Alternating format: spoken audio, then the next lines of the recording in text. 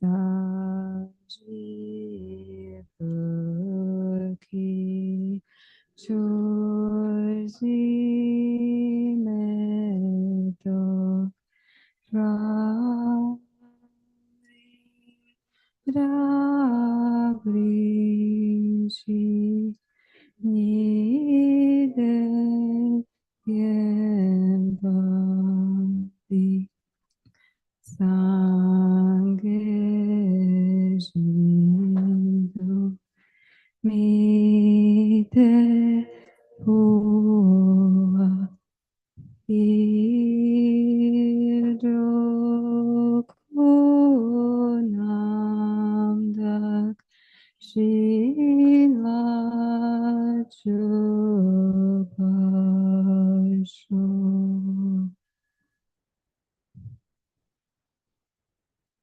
Idam Guru Ratna Mandala Kamiryatayam.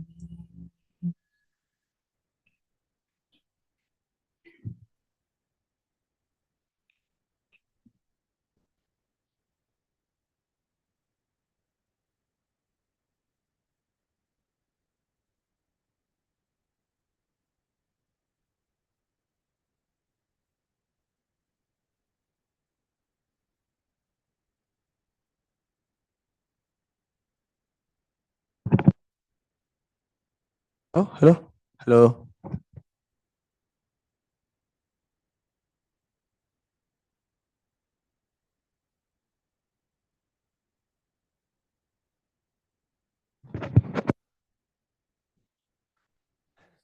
Again, the wire. Oh, is that? Yeah. Okay.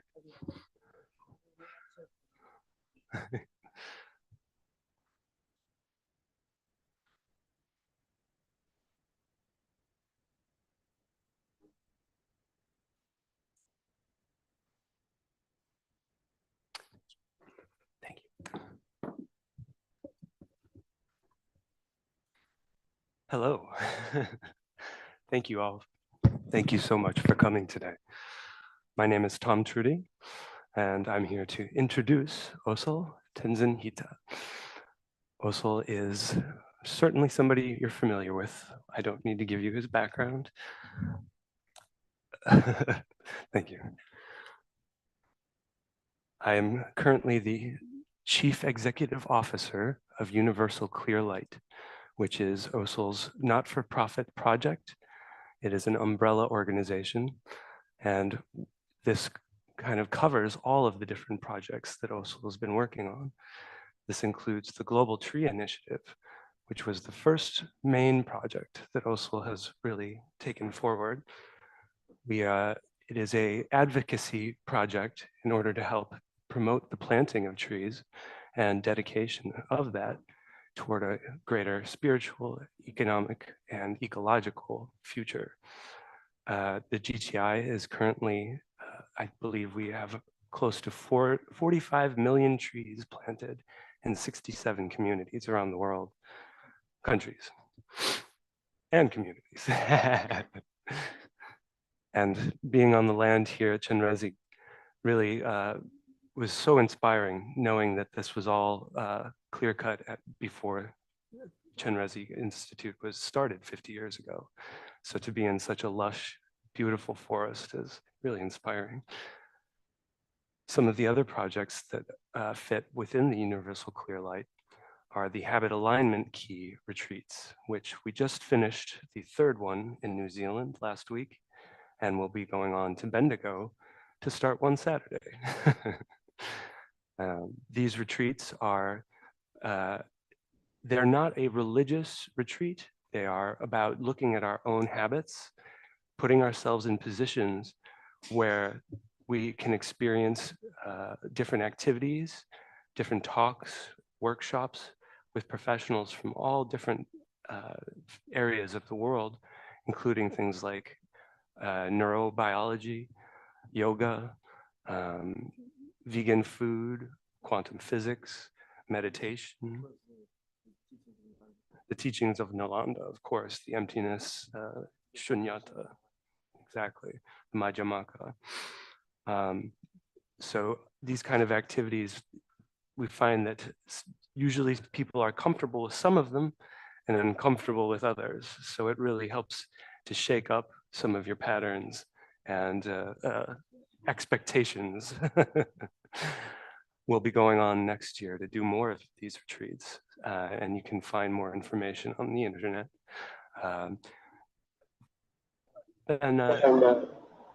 Maha Space Eco Village is another project under the Universal Clear Light umbrella.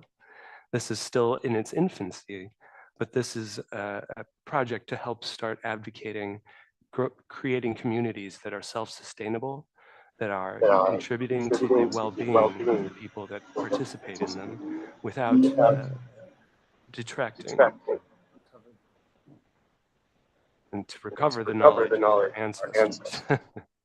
Chenrezig Institute here is a very prime example of a place that could possibly host an eco-village of some variety in the future. So may that be so. We just visited the land, looking at the area for the new Gampa, maybe. So, new Gampa. So with that, I think I'll pass on to Geshe-la.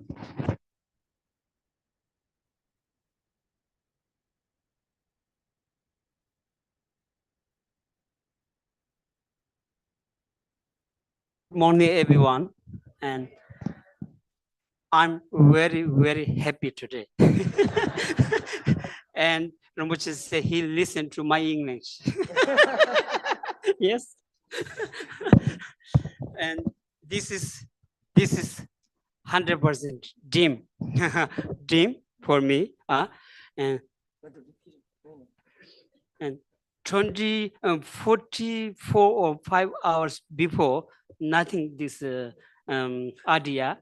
And before yesterday morning, and Ramesh sent me a message, and we conversation some, and then I say I'm coming to Bendigo for meeting, and Ramesh said no, I'm coming to there. We meet there, and then very happy. Yeah, this is a blessing. This is Lama Yeshe's blessing. I say he is Lama Yeshe because Dalai Lama say he is Lama Yeshe. I always listen to Dalai Lama, always listen to my guru. Yeah, and this is Ryu and Lama Yeshe. And yeah, just this. And thank you so much. And welcome here, Mujit. Thank you so much.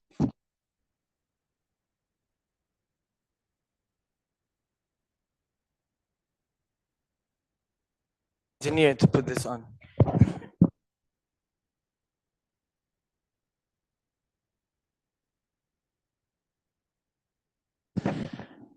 You must be an engineer.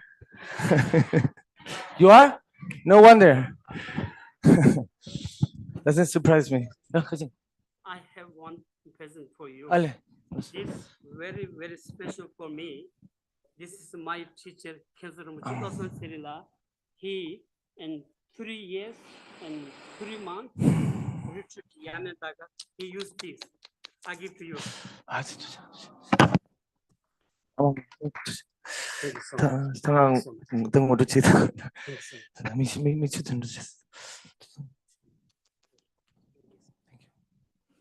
This is very interesting because the first time when I arrived in Serra, I was 6 years old. Before I even went to Serra, I remember very clearly, I went to see the abbot, and at that time it was Gen Lobsang.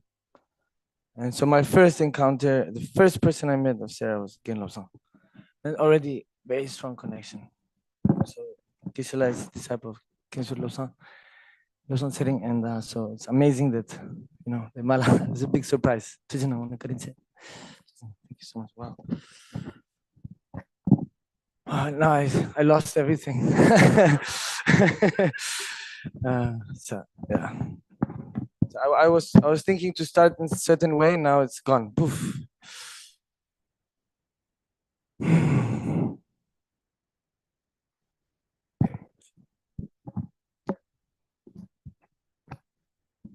So yeah, I remember very well when I was 3 years old, I came to Chenrezig. I have very clear memories. I used to play with pillow fights in the Gompa right here. Not this one, but the same space. It's much smaller. And yeah, I used to go looking for poisonous frogs because they said, "Oh, you have to be careful with the poisonous frogs." So the first thing I did, I wanted to find the poisonous frogs and just look at them, and just see, wow, that's very dangerous, But at least you look, That's a tendency, for children. We say, "Be careful," and that's the first thing you do, right? When I arrived in Sarah the first time, they said, "Don't drink the tap water." So the first thing I did when I arrived to the house was go straight to the bathroom, drink the tap water. So there's a saying that says, good decisions come from experience, right? And experience comes from bad choices. In other words, making mistakes. And Lama Yeshe used to say, if you don't make mistakes, you're not doing anything. The thing is, if you repeat the same mistakes again and again, then that's something maybe you can change. But making mistakes is not a bad thing, because that's how we really learn. So, it's good to have a free mind, not to be too heavy on yourself. Because sometimes we really think we have to be in a certain way, but every person is different. Everybody has a different perspective. So we can't really expect everybody to see the world like we do, or how some of the great practitioners see it, So we have to give us some slack, but not too much, right? Because otherwise, if you push too much, then it's not so productive. There's a saying that says less is more and more is less. There's a reason that saying exists. Also in the workplace, it's already shown. There's statistics where they actually make less hours of work. So instead of 8 or 9 or 10 or 12 hours, they make it 5 or 6. And the productivity and the result is much bigger. I think Calvin would agree, right? You know about this. So really, it's not about how much time you spend on something. It's about the quality, that you'd spend on something. So instead of forcing yourself to do 1 hour meditation, if you can do 5-minute meditation, at least it can be much more productive. It's not about forcing yourself or having to control or subdue your mind or destroy the, what do you call it? The destructive emotions or whatever. It's not about that, It's really, when they say, when the text says renunciation, like, oh no, now I have to renounce coffee. Oh, my favorite thing. Oh, it's not about that. It's about when you drink the coffee to understand the reality of the coffee and not to have this grasping mind of attachment. Because in life, everything is changing, right? And life is movement, and we walk like we're immortal. We really think we're immortal, don't we think? We walk like we're immortal. We really think we're immortal. We act like we're immortal, right? And then when suddenly time passes and our body changes or things change, and suddenly we act like so surprised. So I think it's important to be aware of those aspects, especially to check your mind, because the mind plays tricks on you a lot. It can be your worst enemy, just like your mind can be your best friend. And so if you really want to, Dharma in a nutshell, in a sentence, it would be more like something like, save yourself from yourself. Does that make sense? It's nobody else's responsibility but yourself. So it's very easy to put responsibility on others. It's very easy to judge others and say, oh, this person did this and that, blah, blah, blah, blah, blah, blah. You know why? Because that means that you're deflecting responsibility from yourself. You don't have to focus or challenge yourself. You don't have to confront the inner demons. Oh, no, me, I don't have demons. Right? That's how we think. Oh, the demons are all outside. Demons is not literally demons, monsters. It's an example of destructive emotions that we may have inside. For example, anger. What happens with anger?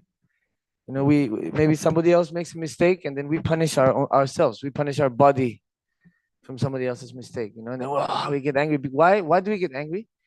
Because it's a way of justifying that we are right. So our anger is imposing that belief of being right. But actually, what is the reality?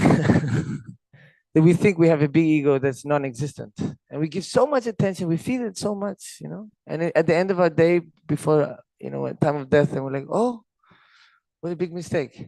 I spend so much time, energy, space, and attention on something that doesn't even exist. It's crazy, you know.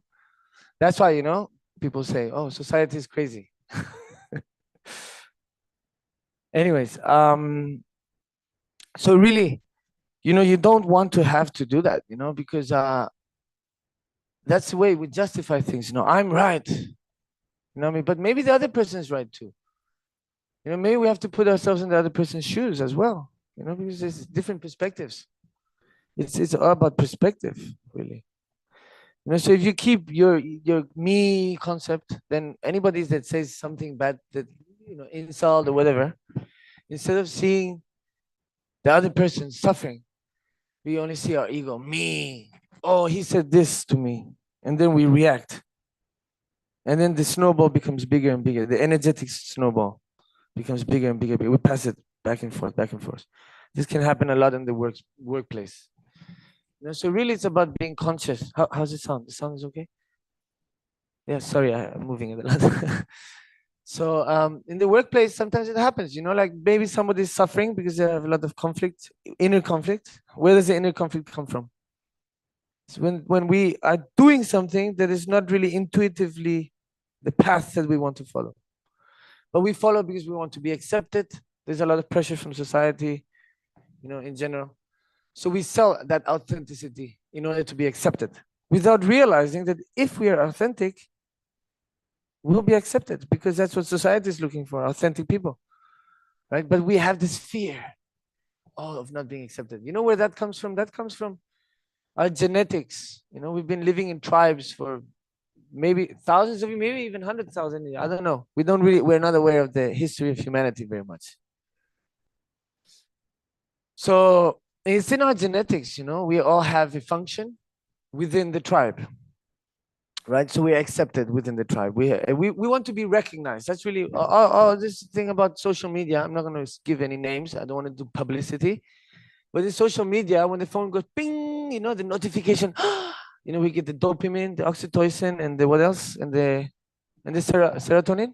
All these things jumping around in our brain, chemicals, and then we get addicted to that.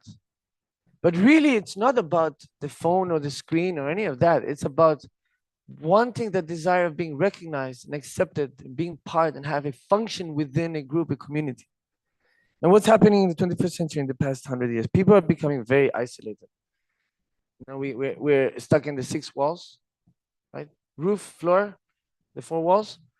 Even like if you go to a city, sometimes people share the same wall for 20 years, they still don't know the name of the neighbor. You go to a village, people know each other's names 3-4 kilometers distance from village to village. So even the distance, they're more connected than in the city where there's everybody's very close to each other. So there's many aspects like that that create inner conflict, right? So really it's good to be aware of that, because now the phone is a new thing actually, and we don't really know the result or the consequence of that. So for example, in the hack retreats, the first thing we do is you have to give in your phone. It's all about habit alignment. You know, it's the key of habit alignment. If we change your perspective, change your attitude, change your habits, change your life. Really, that's Dharma. Dharma is talking about that, you know. Get over it. You know, really, you know, it's like, come on, you know, you just really have to let go a little bit, because otherwise you don't even live your own life. You live everybody else's life. You know, if you give so much attention to what people think, what people say, you know, if you want to focus on something, don't focus on your reputation. It's not under your control. You know, it comes and goes. People, sometimes they like you, sometimes they don't like you, depending on their state of mind. And then we're like affected. Oh, me, what did I do? It's not about you. You're not the center of the universe, even though it may look like it, because you're stuck in the body temporarily. But the thing is, I forgot, the string of thoughts disappeared. Where was I? Oh yeah, so the phone, the habits. So really, you know, yeah, but after that something, what was it? You're not listening. No, I'm joking, joking. So, what? Yeah, you know, this before that. What was it before that? The what? And before that? What? Know yourself. Get over yourself. Yeah, so really, if you're thinking, oh, me all the time, then really your suffering becomes huge. You know? This is a little bit the difference between the Oriental culture and the Western culture. There's a collective versus an individualistic concept of me. So in the East culture now it's changing a lot because of capitalism, but originally collectivism, the collective is the most important aspect. So also, I mean, it's an extreme. So extremes are not really healthy. Actually, you have to find a middle way. So, for example, so people that your problems are not so important, right? Because the collective harmony is more important. But in the West, it's all about me, the individual, you know. So it's all my problems. Everybody has to listen to my. If I'm down, everybody has to be down, you know. I mean, it's not like that always, but sometimes it does happen, right? When somebody's not doing very well, how are you? Oh, I'm not doing well, and then you bring down the other person, right? So instead, if you're not doing well, but you want to give the best of yourself, then when somebody comes to say, "How are you?" You're like, "I'm good. Thank you," you know, and you give a smile. Then what happens? The other person is going to react to that. So then they're also going to give you a smile. Oh, that's great. And then your problems became smaller. Why? Because your attitude, your perspective changed. Because we are a collective, you know, we work as a tribe, you know, and now what's happening? We're becoming very disconnected, more and more and more and more. Even sometimes, you know, and so if we talk about, for example, taking refuge, you know, it's a different concept. Of course, we take refuge in the Buddha, Dharma, Sangha, and the Guru, like that in the practice, but sometimes we even get lost in that. And then 20, 30 years pass by and you're like, oh, why don't I have realizations? And you have the inner conflict again is happening, right? So refuge is very easy to get confused, you know. Some people take refuge in alcohol, others take refuge in cars, some idealization of the perfect family or perfect job. Idealization is very dangerous. You know, projection, you project. We really think the object that we're perceiving is as we see it. But first it has to be interpreted by the eye. The eye actually sees it upside down. Then the brain has to put it back in its place. So two interpretations. And then on top of that, our mind projects so many things on top based on memory, based on your childhood, and all these aspects. So then, of course, and then we get so attached to this concept. You know, what are we most attached to? Anybody? What are we most attached to? What else? Huh? What else? What else? Our ideas. We are most attached to our ideas. And this is the biggest danger. Because you know Plato, He's a famous guy back in the days. You know what he used to say? He said, I don't know anything. Socrates also was copying him. He said, I know that I don't know anything. And the wisest man is the one who knows that he doesn't know anything. And then somebody went to Plato. He said, and how do you know this? Who told you? They said, oh, my wife told me. His wife said, you don't know anything. I'm joking.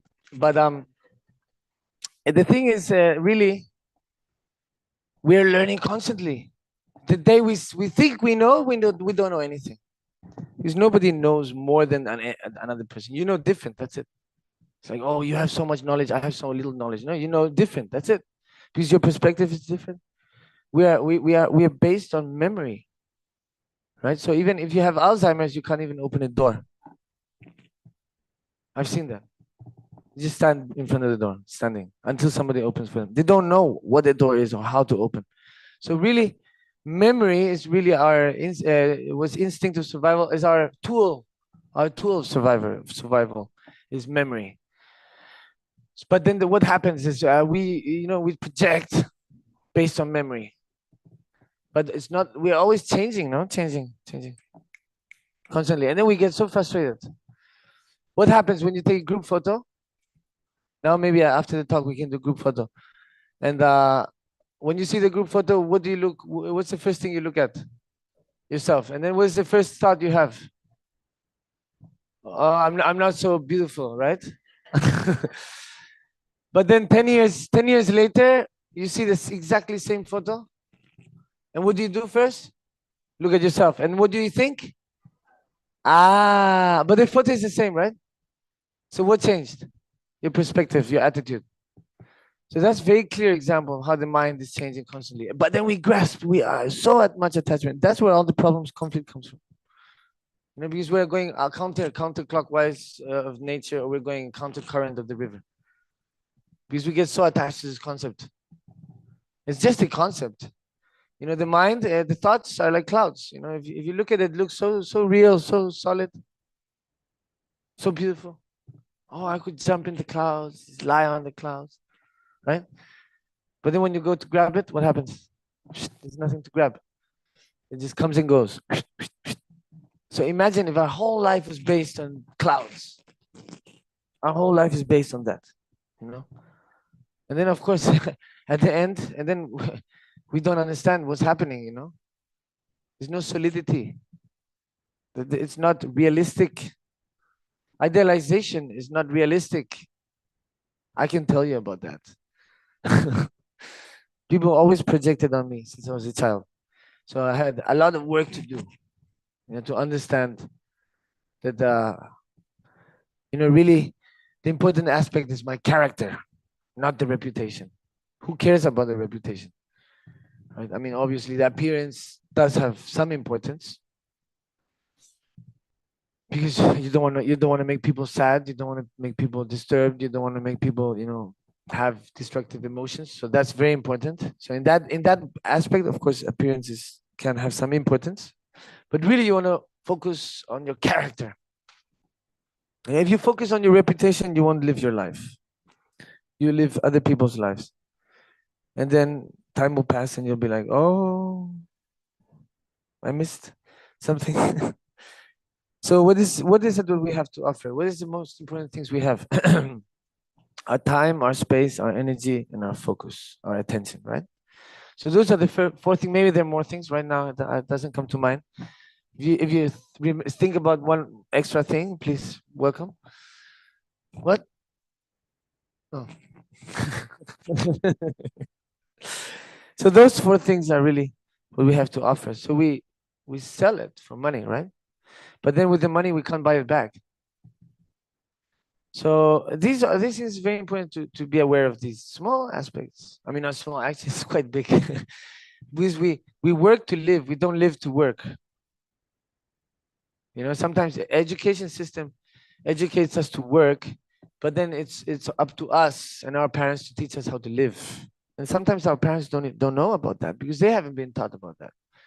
And so we have to learn through all many mistakes or, you know, situations, you know, and then after sometimes it's hard to come back from that, you know, because our body, based on our mind, our body can deteriorate a lot. You know, there's this thing I read somewhere about scientific approach of understanding about the skin cancer, you know, because I think New Zealand, Australia, there's a lot of there's no protection, UV protection, right? The ozone layer.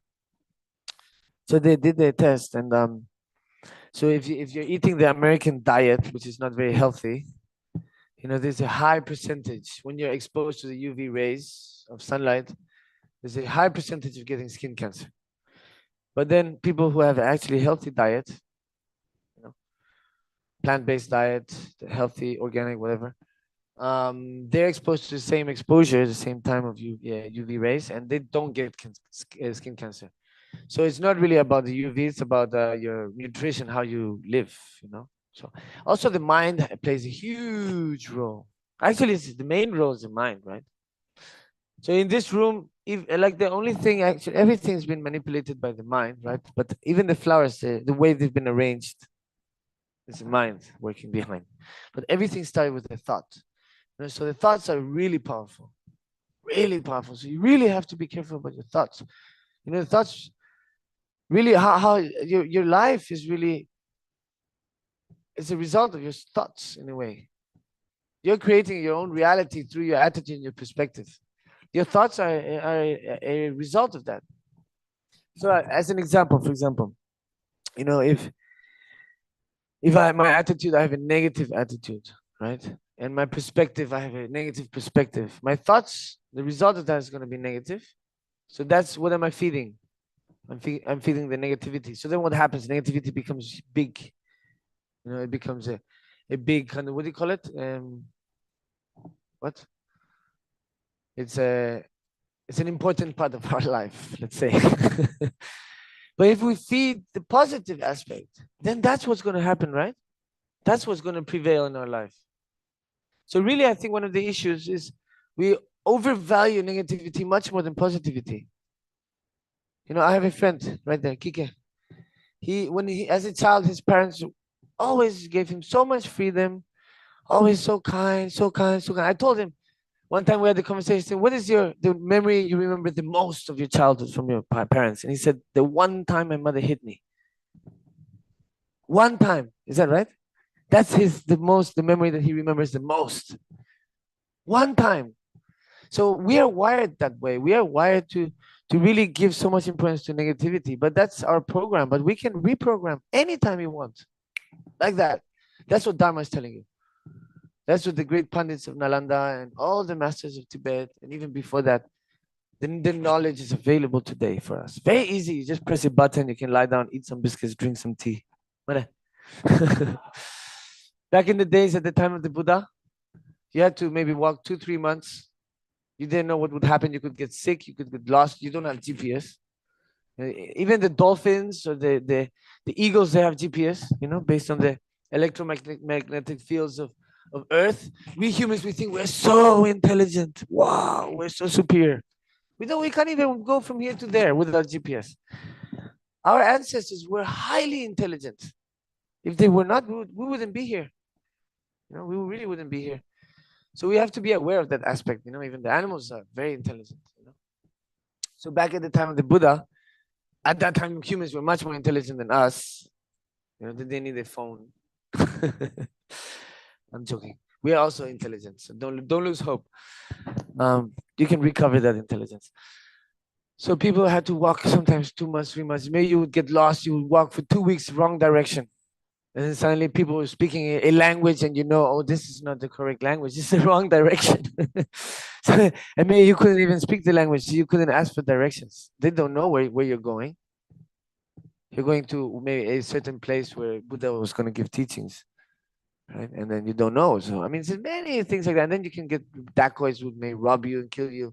Maybe like Angulimala, you know, he would just kill you just for your little finger for his rosary. You know the story of Angulimala, right? 1,000, he made a garland, a mala like this, but with 1,000 little fingers. And he had 999 fingers. Or was it 10,000?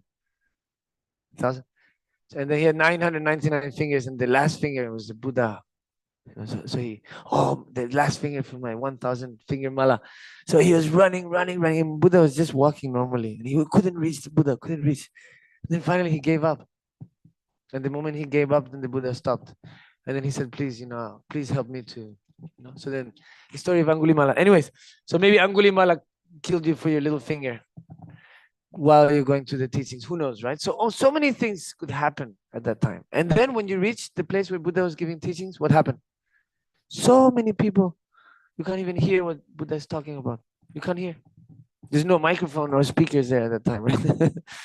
So then what do you have to do? You have to wait, and then you have to listen to the interpretation of the interpretation of the interpretation of the interpretation of such and such and such coming. Already it's being distorted. Already it's being changed based on the perspective. Already the day one, already. The lineage is changing, you could say. People get so attached to the concept of the lineage, so attached to the concept of tradition. So already, so many things change. You know, Buddha was teaching about Vipassana. And then, of course, when in the Nalanda teachings, they had to take it to Tibet. The Sanskrit, the Pali, they didn't have a language to translate to Tibetan. So they had to create a language from scratch in Tibetan, the sacred Tibetan, right? So already, you know, in the translation, so many things are changing because life is changing. And so, of course, one of the things that we're so lucky about is the fact that Lama Subharamanje and His Holiness Dalai Lama, you know, the lineage and the tradition, the roots are so pure. So this is one of the things that we're so lucky. We have the essence, the nectar, the pure, aspect. So really, even if like we branch out, that doesn't get distorted because that's already there. So in that aspect, it's very good. But of course, if you think about it, Buddha taught 80,000 teachings, right? Oh, yeah. So 80,000 teachings. Why? Because everybody is different. If the doctor gives the same medicine to everybody, then, maybe one person is cured, everybody else gets sick. This is very interesting when you study Ayurveda, the origin of medicine. Kike is big expert on that. So, you understand, you have to see, the doctor has to understand the body, the metabolism of the body. Each person has different metabolism. So, you have to apply the medicine according to the person. And some people maybe need medicine. Some people need to eradicate the cause of that sickness. So anyways, also, Western medicine can save your life, so there's many different circumstances. You can't generalize everything all the time. It's very easy to generalize, Say, oh, black and white. Everything is gray. Everything has a good side, a bad side. So, it's good to filter that and focus on the positive side. Also, the negative side is good to learn, to avoid, to know what you want and what you don't want, what you want to give and what you don't want to receive. This is this concept in Buddha, in the Dharma, that's all sentient beings, bodhicitta, all mother sentient beings, and then finally you forget about yourself, right? So if I ask you, think about 3 people that you love. Think fast. Yeah, 3 people that you love. Okay, did you include yourself? So this is a big problem. You see, this is one of the issues. We just give, and then we don't have nothing to give. Why? Because we're not taking care of ourselves. So, for example, it's very easy to say, oh, I lost patience with this person because this person is not a nice person. Or he's aggressive, he's that, blah, blah, blah, blah, blah. Very easy to say that, right? But really, who are you losing patience with? With yourself. If you don't have patience with yourself, you won't have patience with anybody. It's very easy to blame others. Why? Because you're deflecting responsibility. And you have to take responsibility for your life because you're the only one in charge. You're the only one responsible. The same applies to, for example, respect. If you don't respect yourself, then you won't respect others. And that you can apply in many different aspects. So really the work is inside of yourself, And the true guru, the inner guru, is the one that you have to focus on first. You can have 100,000 gurus outside, but if you don't want to learn, if you don't identify, if you don't have a kind of identification, or you relate to that, if you don't relate to that, you don't have that desire of wanting to understand or to learn, nobody can come and teach you. You can't put a stick down your throat and be like the text, like, here you have to hit you very hard with the text on the head. Poof, wow, now I understood everything. It doesn't happen. I wish it. Or in the Matrix, they put this thing in your head. Oh, now I know Kung Fu. Doesn't work that way, right? It would be very easy, right? But sometimes the easy path is not really very fulfilling. Sometimes the harder it is, more fulfilling it is. Doesn't mean everything has to be hard. But it's a very interesting saying that when you become a diamond, then you understand why life had to pressure you so much. Because really the diamond is inside. We just have to bring it outside. It's about remembering. It's about recovering what we already have. Everything is, we already have everything. It's already there. Really. And this time I'm not joking, huh? It's already there. So, the more we search outside, what happens? The further away we are from inside. And the more we search inside, the easier it is to be connected with everything outside. So really, if you have compassion, if you have humility, if you have love, all these very important values, if you have them inside, then all that is coming outside also. This is what Dharma is talking about. For some people, they really enjoy the intellectual aspect. They really like to rack your brains. You say rack? Not wreck, rack. But people really like to rack their brains. Some people, not everybody. Some people like simple, easy, practical, so you can apply in everyday life and in you know your workplace. Some people like to go to the caves and meditate. They have that kind of patience. Other people, they prefer to have you know what's called householder life. For me, I really think relationships is one of the most effective way to evolve. if only if you have the right attitude and perspective. You know, my grandfather is a very wise man. He used to always say the most important thing, harmony. And he also used to say, if one doesn't want to argue, two can't argue. If one doesn't want to fight, two can't fight. You know, so when my grandmother was quite aggressive, I wouldn't say negative, but she was a bit of a pessimist until she got Alzheimer's, and then she got so sweet. She was such a sweet lady. But she would, oh my God, wow. Nobody could walk into the kitchen. You would get things thrown at you sometimes, you know. Even you're trying to help, your intention is trying to help you. This is a thing, you know. Okay, very important aspect. Many times, for example, we have an intention, right? The intention of helping, or positive intention. But maybe the intention is not pure. We expect the person to be grateful. And then when the person is not grateful, what happens? That intention changes. Right? So, okay, I'll tell you a very interesting story, but I have to come back to that, okay? So please remind me. Before that, right? So there's a story about, yeah, because I don't have a paper to write. So normally, to remember, I have to come back, I have to write it down. So there's a story about a man, he's in the forest, and then there's a snake on a tree, and the snake falls from the tree into a fire, there's a fire. And exactly this, the man is walking by the fire, so he sees a snake, and he immediately goes to grab the snake and save it with his hands, without thinking. Then as he grabs the snake to save it, the snake bites him. And then there's another man walking, or woman, walking, coming down and sees. And then the second time, the first man takes a stick, saves the snake a second time, and the snake goes.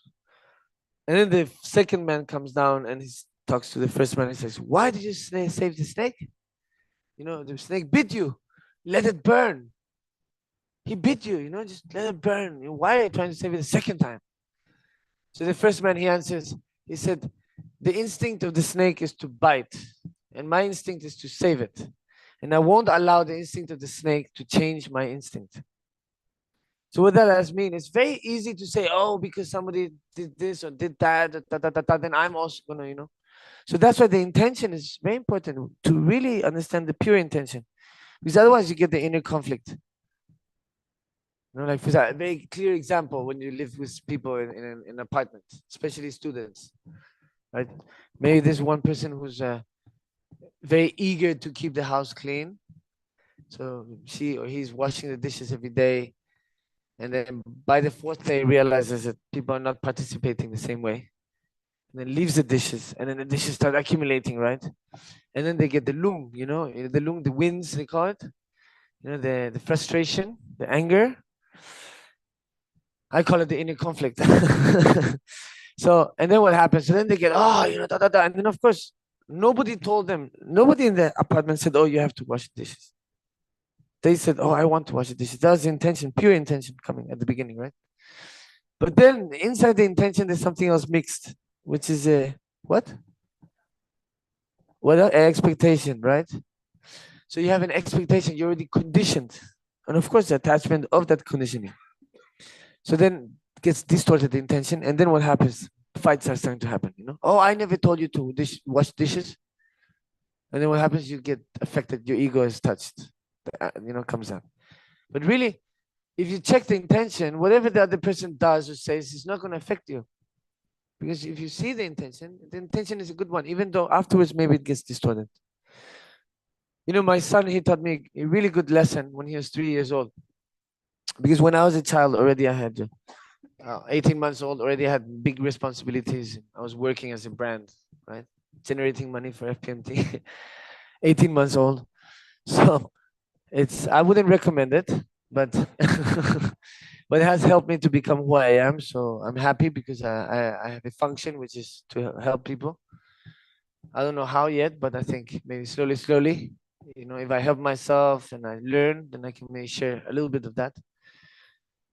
So anyway, so I have a little bit of, you know, for me, it's a big issue, you know, with my son, you know, for him not to have that aspect of childhood, you know, for him to be a free kid. And so I used to always tell him, you know, oh, you know, nobody expects anything from you. You're so lucky. You're so lucky. Nobody's projecting anything. You don't have responsibilities. You're free. Nobody expects anything from you. And he'll be like, oh, thank you, Dad. Thank you, Dad. But I would keep going, you know, like not day after day, but maybe after 1 week, you know, I'll be like, again, oh, by the way, you're a really lucky child. Nobody expects anything from you.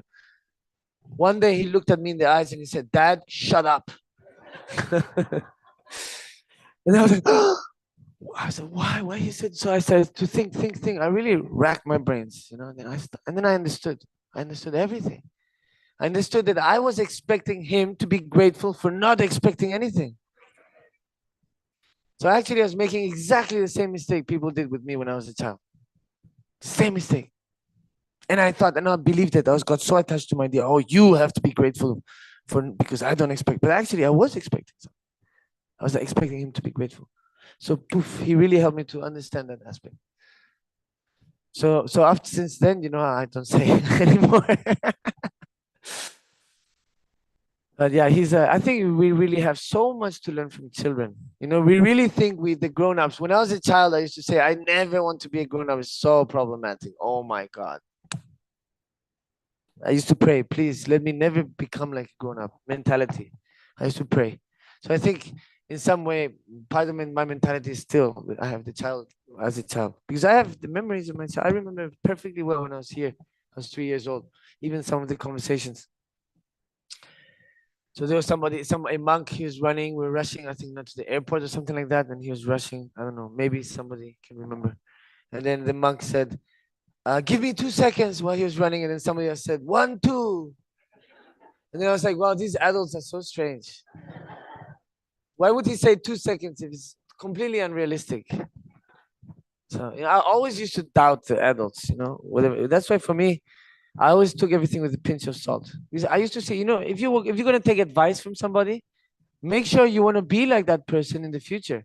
Why would you take advice from somebody who you don't want to be like in the future? Doesn't make any sense. At least for me, you know, like I only take advice from people I admire. And I say, okay, you know, that's it. I want to be like that. Otherwise, why would you take advice from somebody who doesn't inspire you? You know, I tell you, people are always giving advice, even when you don't ask.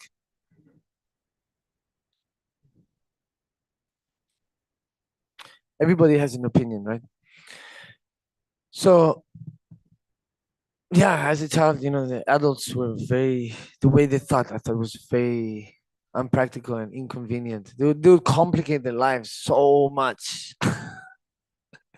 When you're a child, life is simple and you're always happy. You know, in the monasteries, they used to talk about samsara.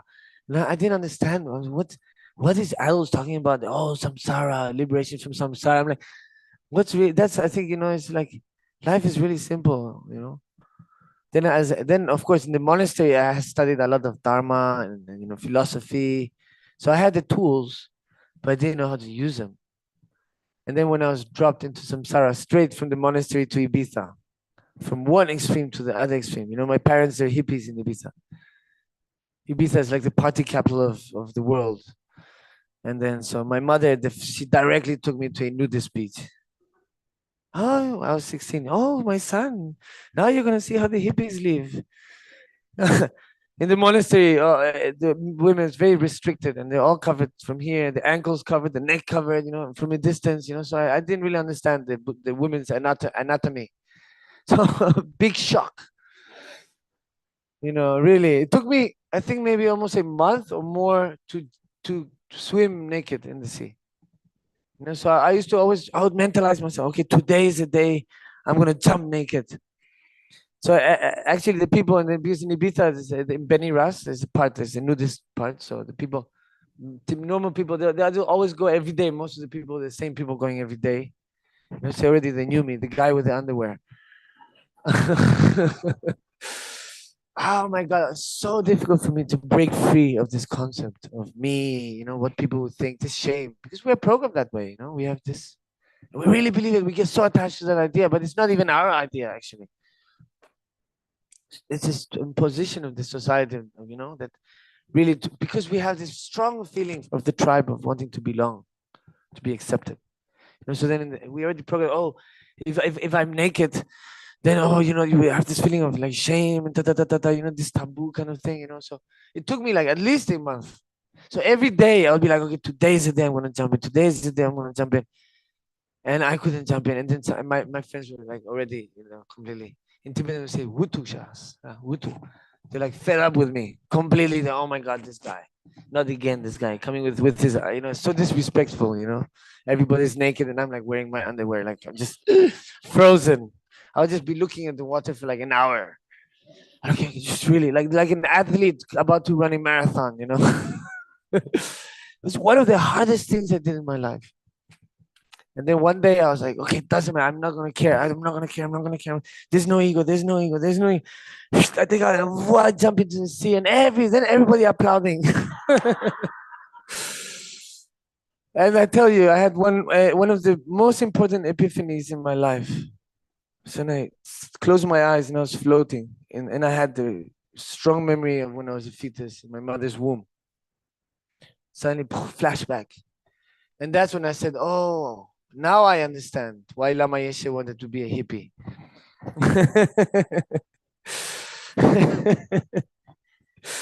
Yeah, you know, the word hippie comes from I think a journalist. It was hipper. It means somebody who knows how to move their hips. That's the original meaning of the name hippie. So if you're a hippie and you don't know how to move your hips, then big problem. And really, hippie is not about how you dress. It's about your lifestyle, alternative lifestyle. I know many hippies in Ibiza who live still the same way they used to live 40 years ago. It's very inspiring, you know. They use solar energy. They have their well. The bathroom is a maze of cactus, cacti. You say, right? Cacti, plural, cacti. So they dig, you know, they do the thing, then they cover it up, like that. Very completely in tune with the nature. It's really what is the problem with the humanity. Problem with the collective mentality of humanity is that we want to force nature to adapt to us instead of us adapting to nature. If you look the indigenous people, the Aborigines, they're so wise, you know, they're really the natives. The animals and we're not really the natives. And then on top of that, we force nature to adapt to us. And on top of that, we're unhappy. On top of that, we're complaining. On top of that, we're suffering. On top of that, and it's never enough. You know, look at fossil fuel. Humanity is completely addicted to fossil fuel. We don't even know what to do anymore because this addiction is so strong that we can't stop. Humanity can't stop, you know, using fossil fuel. I think Calvin knows a little bit of that. He's a renewable energy expert. So, you know, if you think about fossil fuel is what? It's all these forests and animals that got stuck underneath. So it's death, right? So you're burning death, and then, you know, the fumes we're creating cancer and all these things. So really, you know, the energy coming from death is not so convenient, maybe cheap. But actually, renewable energy is life, right? So you use renewable energy and it's healthy, it's life, you know, you're not getting sick from that. So really, we have to start to take power back, you know, the individual. There's many different aspects where we give our power away. One of them is idealization. Idealization is basically setting yourself up for disappointment.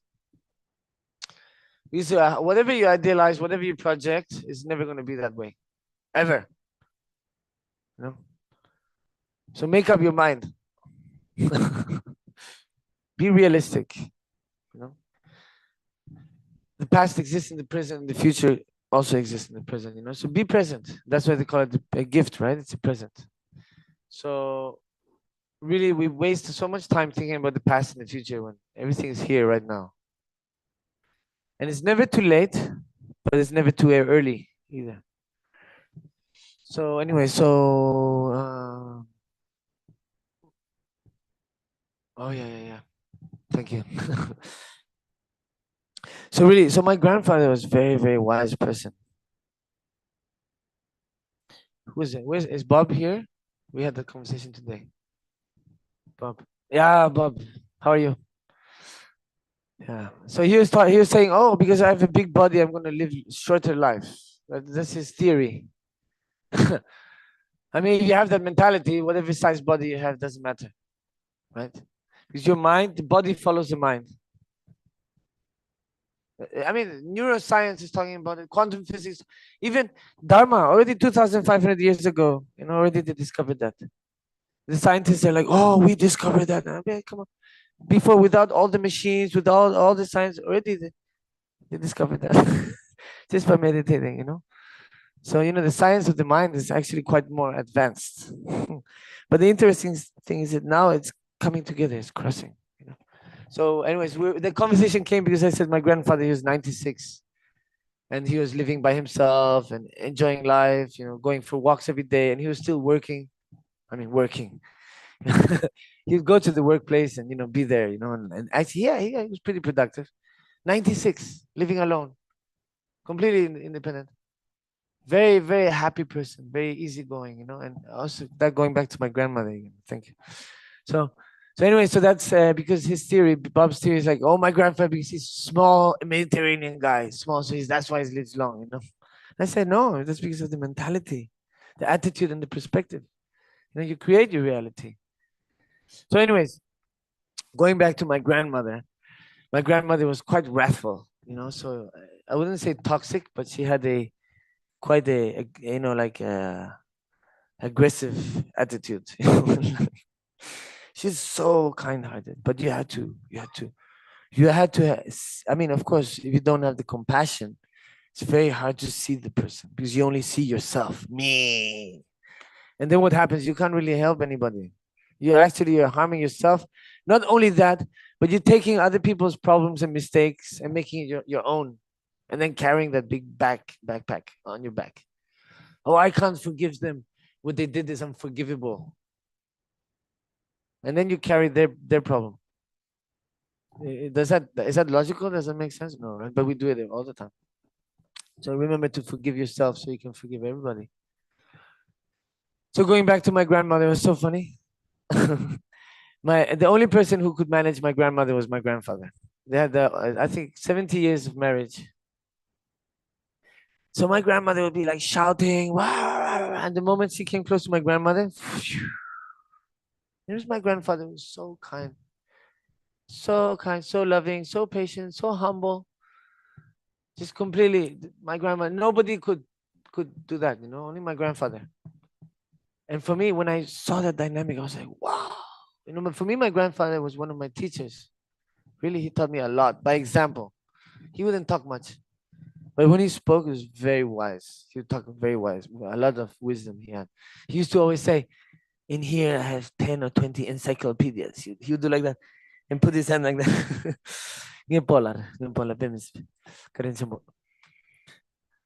So anyway, so this is about, so it's not really about, okay, doesn't matter.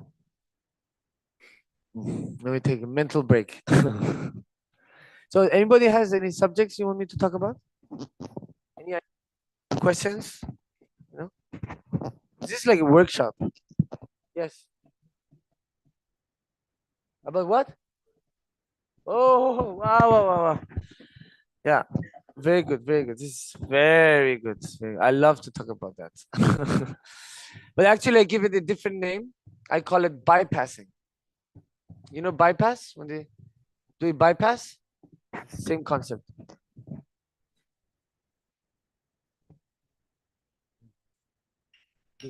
Coffee,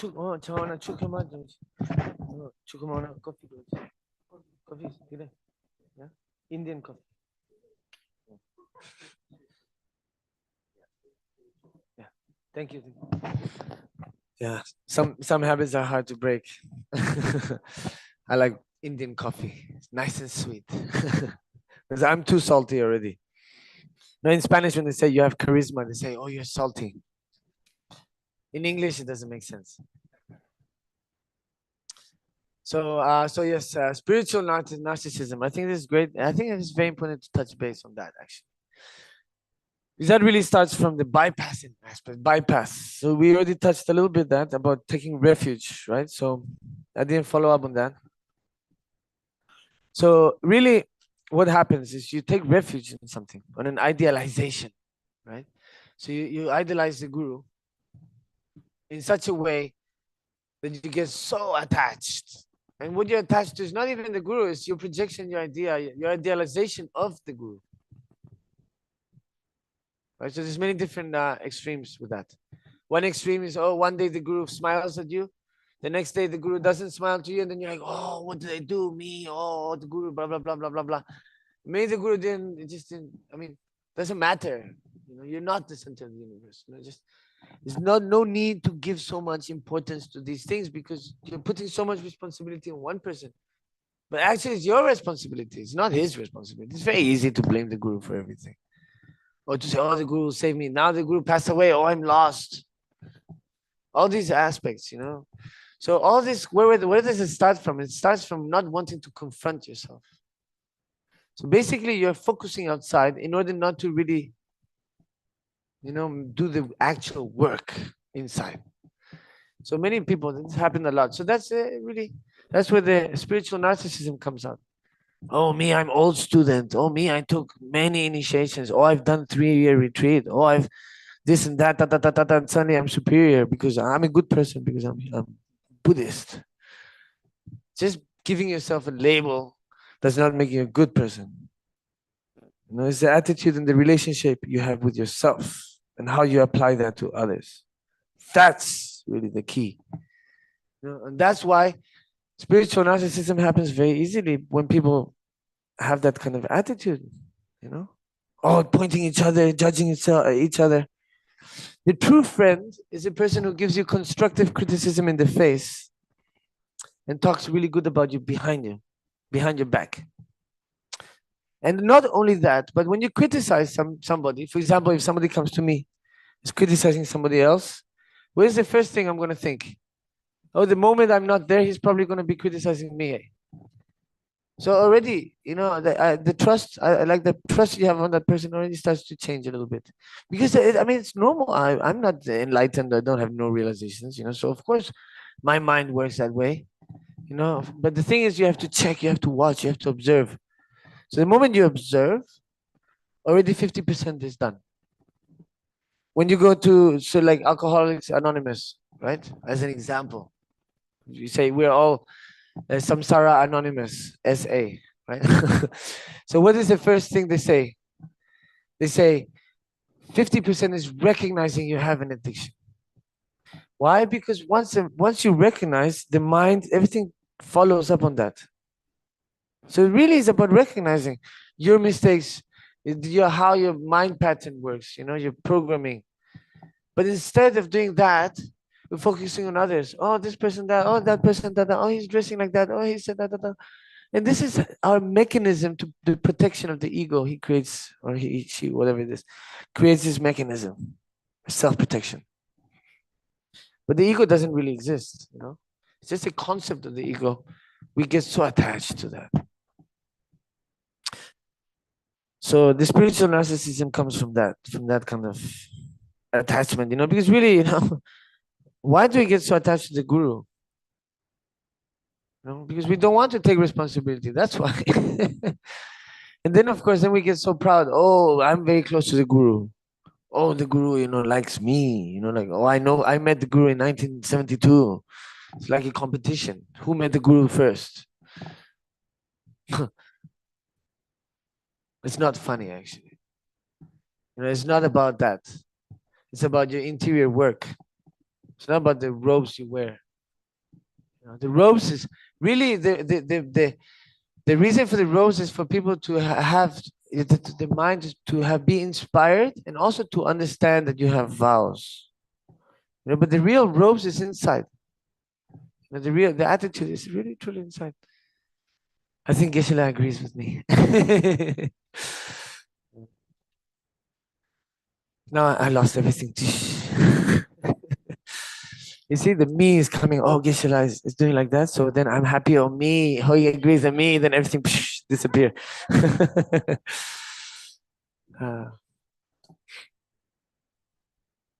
You know, it's a work. Every day we have to work, you know. So I believe, you know, in the text, really, this concept of gratitude meditation doesn't really exist very much. It's not, there's not much talk about gratitude in the text in general. Very, very, not so common, let's say. Correct? Yeah. So that's why for me, I think gratitude is really, really, really important aspect, you know, because really gratitude is a base for many good things in life. Also, you know, quantum physics, neuroscience, they talk about that as well. I mean, those who like science, you know, so science of the mind and science of today's quantum physics, neuroscience, they're all on the same page now, right? So why is gratitude so important? Because, for example, if you say, I want, what does that mean? It means I don't have. So what will the universe give you? You don't have. You say I want, it means I don't have. The same way, the body and the universe react the same way. The body believes literally what you say. Oh, I'm getting sick. Then the body believes, oh, I'm getting sick. Oh, I'm old. Then the body believes it, becomes old. You say, oh, I'm this, and the body doesn't have a distinction. So you have to be so careful what you think, what you say. You know, because you have to channel that through the body, like with anger. You know, you're channeling that. So you're actually destroying part of your body through anger, and anger is giving absolute power to a destructive emotion. It's actually not convenient at all. It actually makes things much more complicated and hard in the long run. Even though in the short run, maybe you think it's going to be beneficial. But actually, you're not only harming yourself, you're harming the others. But going back to gratitude, why is gratitude so important? Because when you're grateful, then you have everything. So whatever you want, you don't need to ask, oh, I want, I don't have. You already have it. Really. So basically, very good meditation in the morning when you wake up. First thing you do, don't pick up your phone, please. Really. That's part of the bad habits we're creating. Because if the first thing you do when you wake up is you pick up the phone, then what are you creating? You're creating a habit, and then the dopamine kicks in, and then for the rest of the day, you're going to be looking for that. You're going to be trying to get that dopamine back. You know that it's an addiction, literally. I know it's difficult to recognize because we have the ego protection system. You know, anti-hacking system. So Dharma is a hack, really, you know, to hack through that ego protection system. So anyways, so the mind is always saying, oh, I want, me. So we're programming, we're actually distancing ourselves, and we're doing everything in the contrary way. So we're doing, so for example, we're looking for a result, and we know that to get that result, we have to do this. But instead of doing this, we do that. We're doing the opposite of what we're looking for. What we're looking for, to be happy. No, I mean happy. Happiness. I mean, who knows what happiness is, right? So basically, not to be unhappy maybe is a little bit more realistic. So we're trying to not be unhappy, but we're doing everything that's going to make us unhappy. And we know it, and we keep doing it. Consciously and subconsciously too. So really, this is thing we have to start to reprogram, to understand, to see, to observe, to check.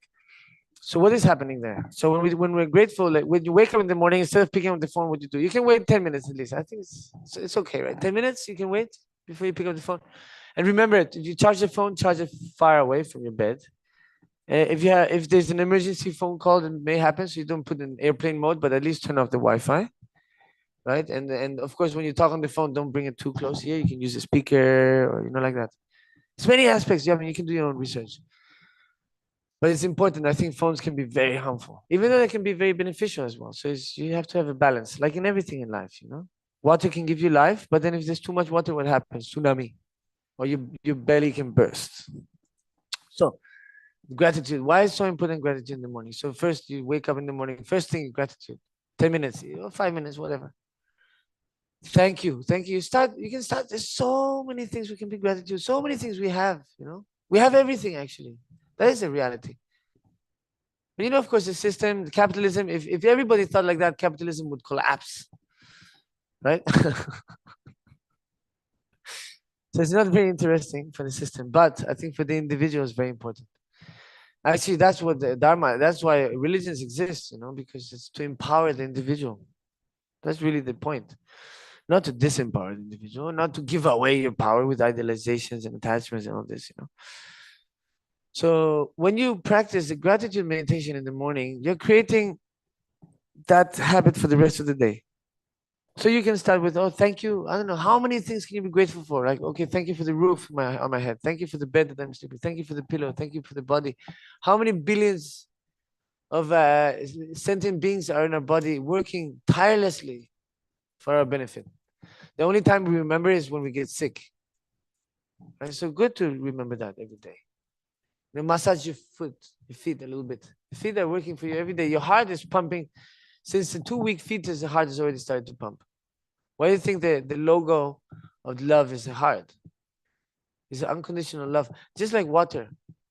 I think water is a great example. Bruce Lee already used to say, you know, water adapts perfectly well. Water always goes back to its origin. However dirty it becomes, it can always go back to its origin, to the pure state, right? And water always offers unconditionally. So pure love, unconditional love. So really, I think water is a great example for us to learn from.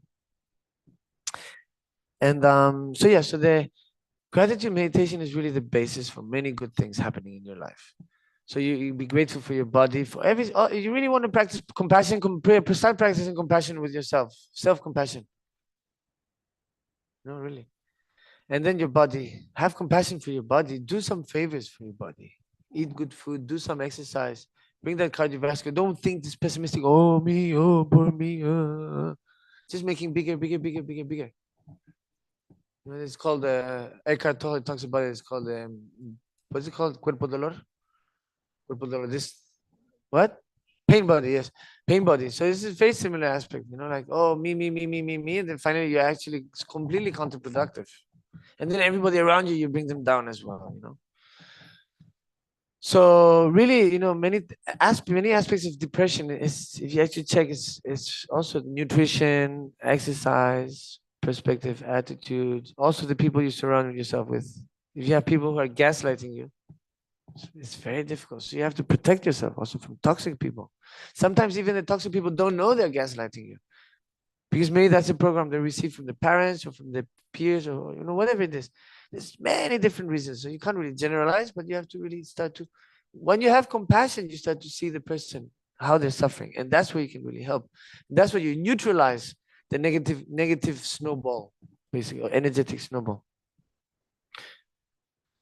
So, and then of course you can be grateful for the food you ate, for the people who cook the food, or if you cook it, you can be grateful for yourself, for the people who planted that, all the animals that died in the process of cutting all the plants. Even the moment your great grandfather met your great grandmother, that moment where they met, be grateful for that moment, because if that moment didn't happen, you wouldn't exist.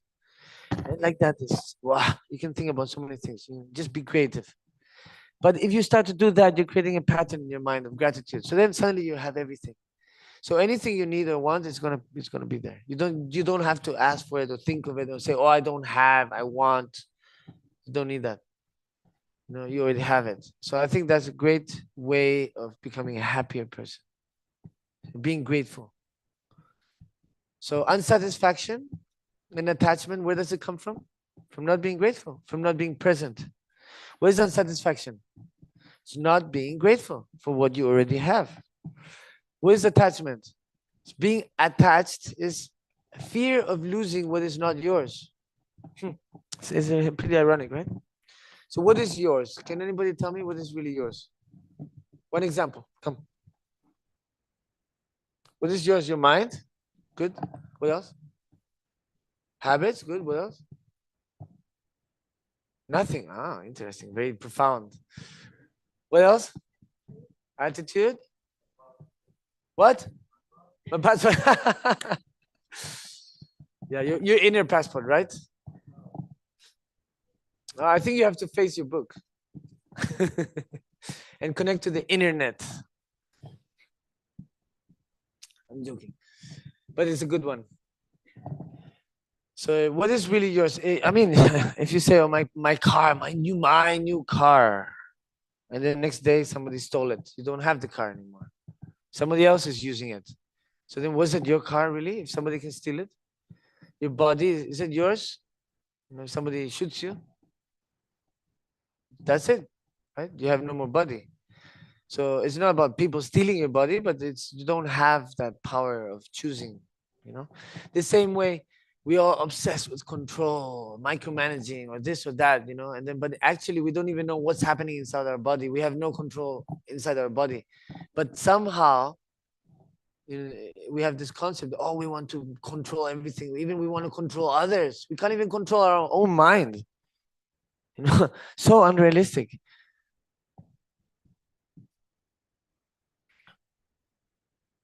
So when you have attachment, what happens? Fear of losing what's not yours. So what is really yours? Your karma, your values, your mind stream, your consciousness, right? So all of that you take to the next life. Those are true values. That's the real gold. It's the inner goal. Nobody can steal it from you. When you share it, it multiplies, and you can take it to the next life. How amazing is that? The outside goal. Why is it that people value so much materialism? Because it avoids you to check inside. And it's the easiest path is not to take responsibility. So Dharma really is saying that. So that's why spiritual narcissism happens when you still have the same attitude. Because it's very easy to say, oh, I'm a good person, I'm a Buddhist. But then somebody comes and you think you have this concept of, oh, I'm superior because I'm Buddhist, or I'm superior because I have their knowledge. But actually, there's many good people everywhere who are not Buddhist.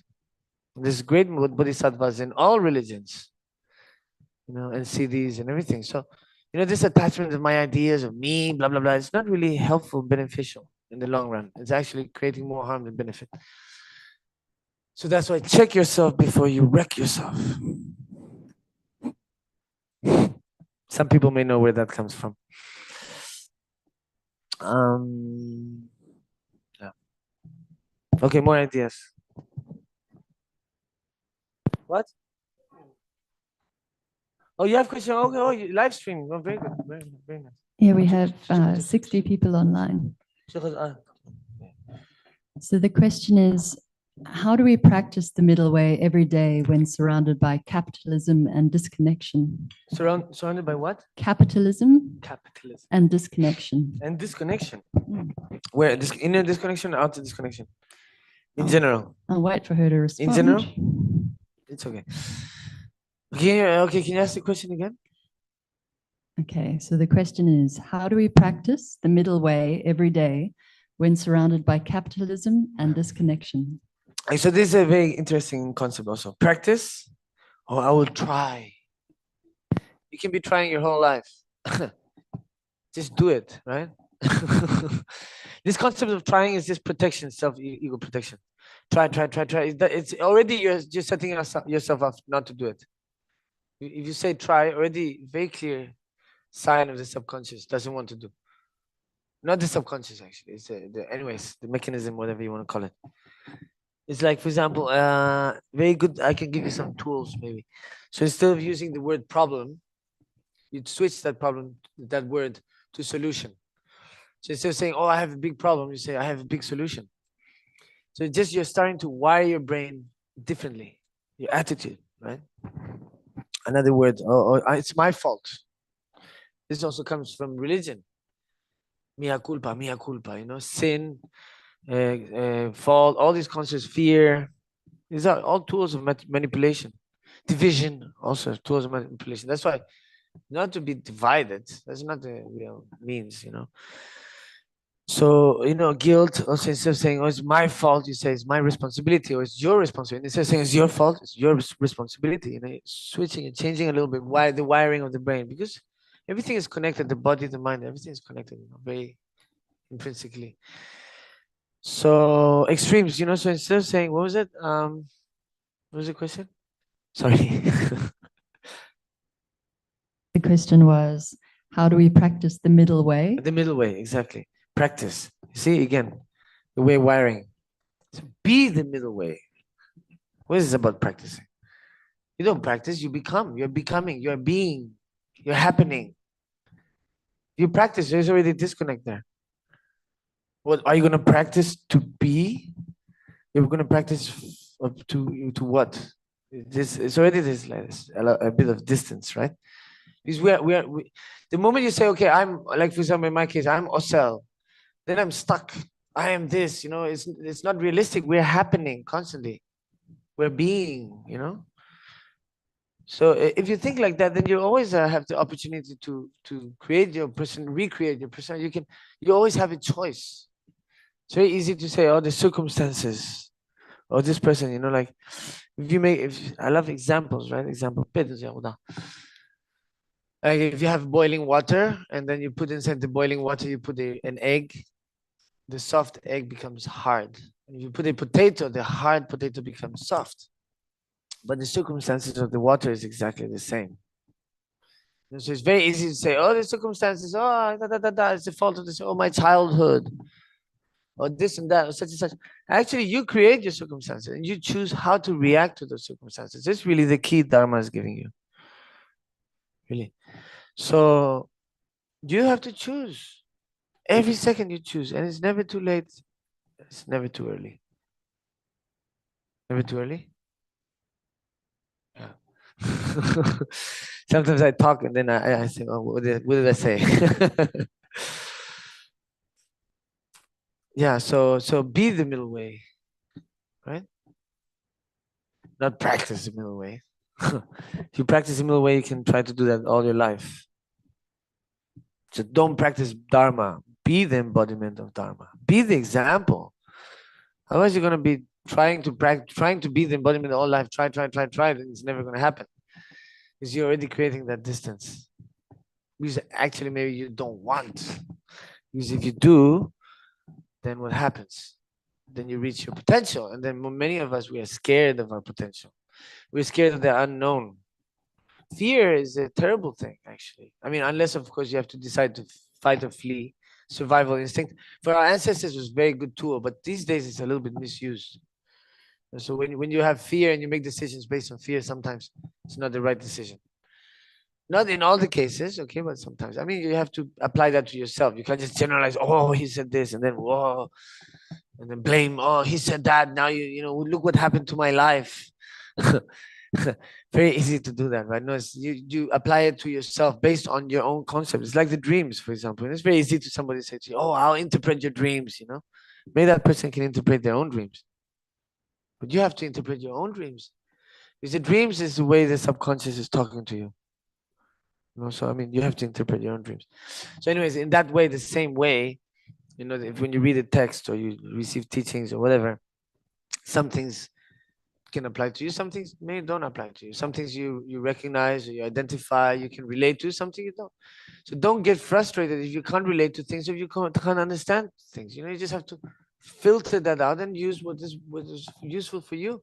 Maybe 10 years later, when you read it again, then you make sense because you're in another point in your life. You know, we're all moving constantly. We're changing, you know, so I mean, the concept of impermanence is very clear. And then suddenly when the guru passes away, we are all in shock and in tears and so attached. We need the child to come back now. And we have to put the responsibility of a great yogi on the child and force him to sit on a throne so that we are happy. You think that's bodhicitta? No, that's attachment. So my teacher, he passed away 8 years ago. 8? Yeah, almost 8. Yeah, so I actually requested, please to the main disciple, my teacher, and his disciples, and to His Holiness Dalai Lama, please keep anonymous the reincarnation at least until he's 7, so that he can have a normal childhood with his family. I think even the parents didn't know actually. So recently, about maybe 3 weeks ago, finally he turned 7. So then he was recognized in Pokhara. He was born in Pokhara. So then they took him to see His Holiness. He took the Rabjung vows. So now he's in Sarah, and he was enthroned. So it's very auspicious in that sense, you know, because at least the scientists, they talk about it, you know, the child's brain until 7, it's still becoming, what do you call it? Desarrollándose. Developing. I speak Spanish, huh? It's developing. So the child's brain is developing until 7. Once it's 7, it's developed completely. You need that. I never had any emotional stability. I don't have any emotional connections with anybody, not even my parents. I regard myself as an orphan. So really, the only person I really had a strong emotional connection to was my teacher who passed away. You know, he was like my father, like my mother. Every day, he was the only stable person in my whole childhood. Everybody else was coming, going, coming, going. It was like a curriculum. Oh, I'm Osel's attendant, Lama Osel's attendant, whatever. And then they go coming, because also I was a quite difficult child. I was a total absolute rebel.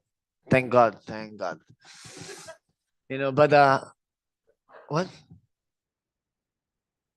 Oh, don't we have until 12? I thought we could go to 12. Was it 10 to 12 or 10? You said 2 hours, no? Oh, okay. Now I lost what I was talking about. Okay, what was I talking about? My son. So my son, I see him and I say, oh, you know, they could never make him Tugu. Actually, I was a rebel, but I was a very good child, very good child. And my son, they could never make Tugu because he's total rebel, absolute rebel. So anyways, son. Yeah, actually, Geshe-la, what he's saying in Spanish, you say the tal palo tal astilla. From such a stick, such a splinter. Right, so I don't know if I'm so good actually. Maybe apparently maybe it looks like it.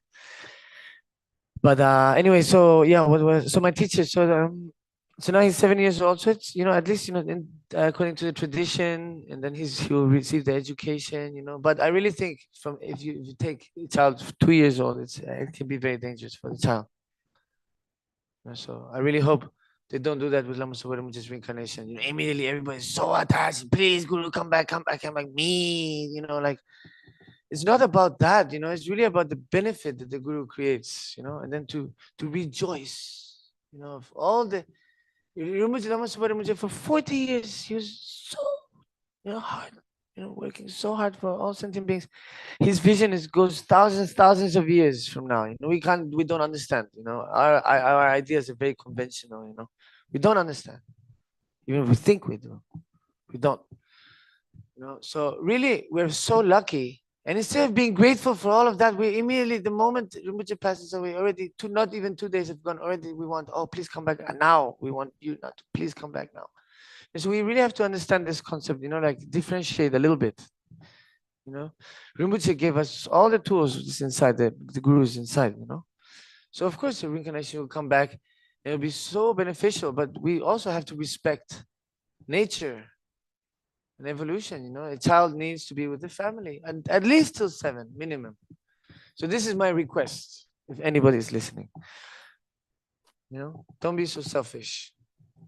You know, children are innocent, and they have to be protected. And that's one of my jobs, you know, is to protect. So anyways, so we have to wrap up, yeah? Okay, so one last question maybe? I think you had one? No? Oh, Gisela. So Gisela's question is when I'm coming back. So actually Gisela already and Kevin, our new director, already invited me to come for the 50th anniversary. It's in September next year, so already I said yes. So if this body is still functioning, and and my lungs, the air is coming in and out in the temple of my life, then I'll be here. Okay, and if the plane doesn't crash and all these different circumstances. So anyway, so I'm here now. So, but you know, I'm very happy. You know, so happy. Actually, I wanted to start the conversation like that, but I forgot. So really, Chenrezig Gompa for me is a very special place. Also because of my history. When Lama Yeshe passed away, they took the ashes of Lama Yeshe to 3 different centers. One is Kopan, another one is Mahamudra Center, another one is Chenrezig Gompa. I mean, it's Chenrezig Institute. The Gompa is coming soon. Already is here actually. This is the second new Gompa, and now the 3rd one is coming. So it's very auspicious. And yeah, so I feel a very strong connection with Chenrezig Gompa, and it's been 34 years last time I was here. No, 35 years. No, yeah, 34, 35, 35. I was 3 years the last time I was here. Oh, I was 5 years? Oh, five. Oh, the second time was five. Five. So I think that's when I remember that was five. So 33 years. 33 years. So next time will be shorter. So thank you so much for coming so short notice. Thank you so much for trusting me. Thank you so much for being your authentic self. And there's a lot of work to do, but always look back at all the work you've already done. So don't despair. And always try to have a kind heart, to be humble. The true values are inside. So as long as you focus on that, everything outside will fall in place and everybody will love you and care. Really, if two people are fighting, even if you're right, you can say sorry. So then the other person comes down, gets off his donkey, and also, and then they're like, they're like, oh, maybe. So you give the opportunity for the other person to say sorry. Also, oh, actually, maybe it's my mistake. Da, da, da. But if you're fighting, no, I'm right, I'm right. The other person is, oh, no. You always, go higher, higher, both on the donkeys. Then there's no result. So in that aspect, I think it's important in the community, to always have that love. So if you love yourself, you respect yourself, you have patience with yourself, you can apply that. That's Dharma. That's a true Buddhist. And just because you do initiations, do prostration, doesn't mean you're a Buddhist, okay? It's a complementary aspect. In Tibetan we say tap sharap ngejung was the wisdom with the what do you call it? The wisdom, the method, and the renunciation, right? But it has complementary. So it's just like a bulb, a light bulb, If you don't have electricity, the bulb is useless. If you have only the bulb, no electricity, also useless, right? So you have the complement, both things have to complement each other. And so try to keep a balance in that way. Okay, thank you so much, and sorry for the time. Actually, we're on time, 11:30. Perfect. Okay, thank you so much. Thank you so much. Thank you so much.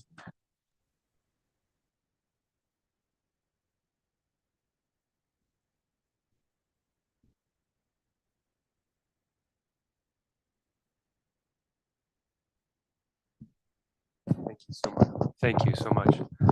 Just a reminder, if you'd like to learn more, there's the one-big-love.com. There is habitalignmentkey.org. There is the globaltreeinitiative.org. And on YouTube, you can find the Clear Light channel. Plant Grow Save, pardon me. So that is, if you'd like to learn more, and Kelvin will take it from here.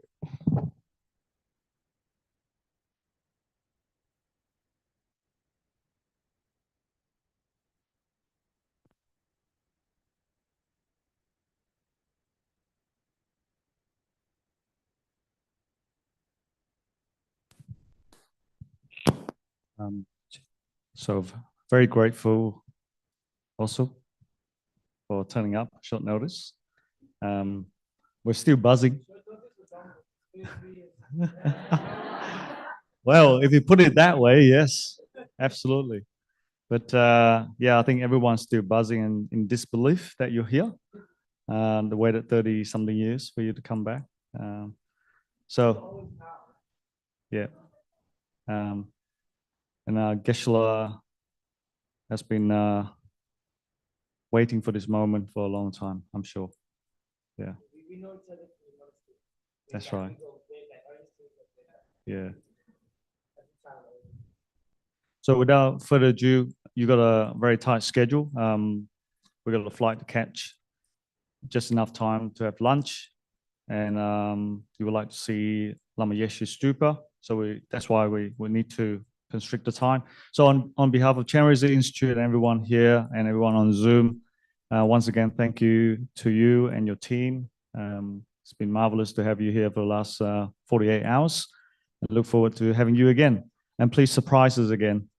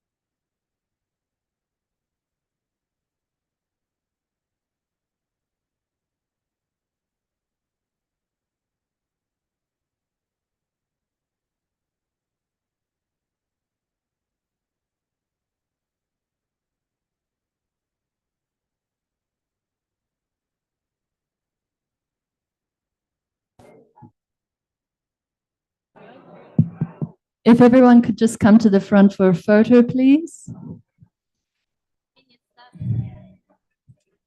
Live stream? I think so. What do you think?